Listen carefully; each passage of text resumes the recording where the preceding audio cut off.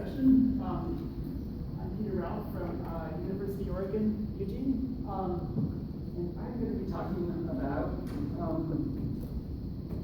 these guys. This is the Mojave Desert tortoise, Geographic CCI. It lives over this area of the Mojave Desert. Just to orient you, here's LA, there's the Colorado River, there's Nevada, Vegas, then there's a sister text on the other side of the Colorado River over here. And this part of the world is one where recently people have been thinking about building some big things. And because the tortoise is a listed species, the Fish and Wildlife Service, should I be using a microphone? And because the tortoise is a listed species, the Fish and Wildlife Service has been tasked with making sure that when they build those big things, they don't get in the tortoise's way too much. So for that reason, some Fish and Wildlife Service folks came to Brad Schaefer, a collaborator at UCLA, and asked him if he knew how we could use genomic data to help answer the following question, which is, suppose that we built big solar arrays on bits of the pink parts of this map. How's that likely to affect population viability and gene flow across the tortoise range? Okay, so to answer that question, we need to know sort of how tortoises move around in the landscape, and we need a spatially explicit population model. So I'm like, great, I'm in. That's what I want to do. Okay, and so there's been a lot of really good work on tortoises, like including following them around with radio transmitters and stuff. But it turns out that a lot of the it's thought that a lot of the important dispersal that happens in them happens in the first few years when they're really small, and it's not much of an exaggeration to say that we have almost no idea where they go. Okay, so this is like one reason why genomic data can really help answer this. Okay, so here's the data we have to answer this, to look at this.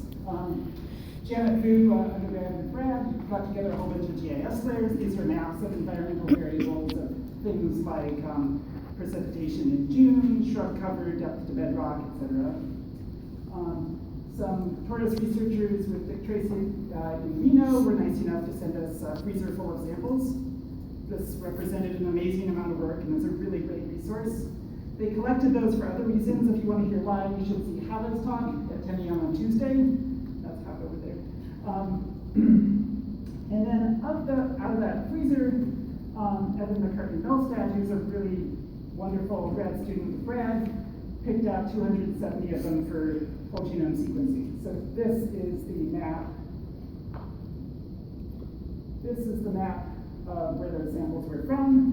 Here's again California, Nevada, Arizona, and you can see they're sort of spread all over a good portion of the tortoise range. The big cluster, that big cluster here is Ivanpah Valley, where that solar array I showed you a picture is at. Okay, and just for scale here, that point up here, Hava was telling me yesterday, took the team of them 3 days to find. So, a lot of work. Okay, so then what Evan did was he extracted DNA, did PCR free library prep, put in an Illumina machine, and did QC and mapped the reads to a draft genome, which sort of independently Kenro Katsumi's group in Arizona had put together. So out of this, we got 1.5x coverage on average, pretty good tight distribution of coverages. And this is what we aimed for, whole genome coverage to sort of maximize the information per base pair that we got. So from that data, we used the program Genomics to guess which sites are polymorphic, about 3% of them, 50 million. And then what we did was we extracted the raw allele counts at those sites. So for each site in each tortoise, how many A's, C's, G's, and T's did you see in the reads at that site? Okay, and then that was our raw data moving forward.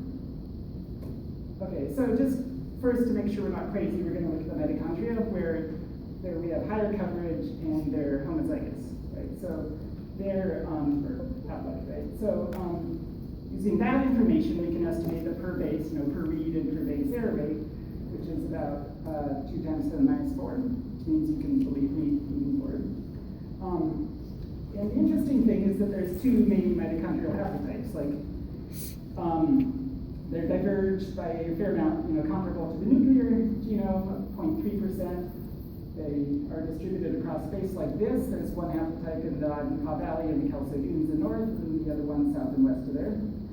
And there's relatively little divergence within each of these haplotypes.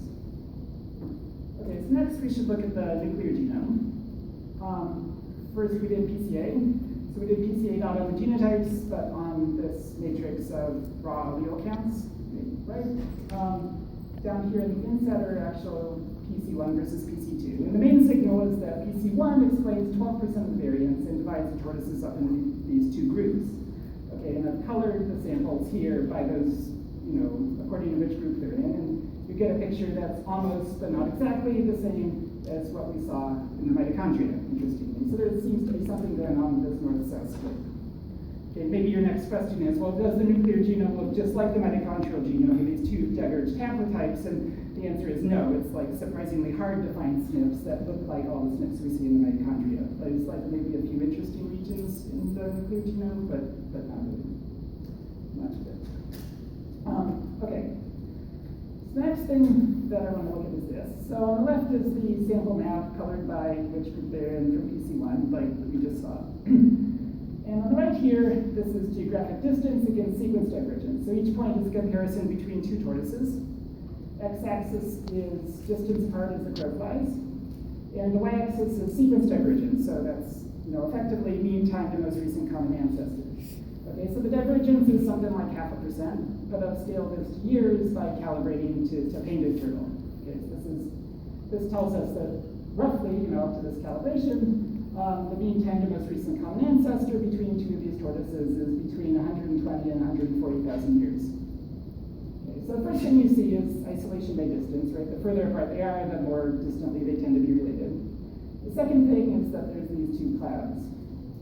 So the upper cloud is comparisons between tortoises that are different colors on this map. And the lower cloud is comparisons between tortoises that are the same color. Okay, so this is saying that moving across these mountains south of Ivanpah Valley adds about 10,000 years to the mean time to common ancestor. Okay, and then if we start pulling out comparisons to particular tortoises, so these are divergences to that tortoise with a star there on the straight line that maybe you can't see. These are divergences to that tortoise there with a star that the pointer isn't working anymore.